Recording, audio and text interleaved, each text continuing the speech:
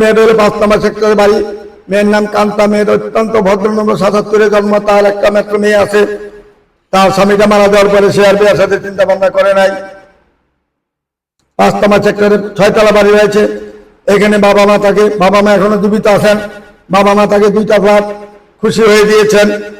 যদি কোনো ভালো ভাই থাকেন, যেহেতু মাইলস্টোনের টিচার, মেয়েটা ভদ্রনম্র একটা ভালো মেয়ে, বন্ধমিনের মাধ্যমে যোগাযোগ করে তার ঠিকানা বেঁধে নেবেন।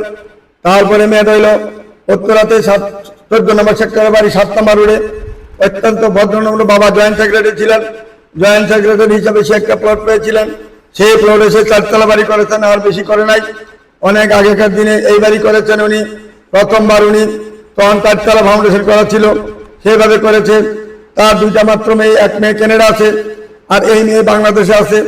এই মেয়ের জন্য এই 4তলা বাড়িটা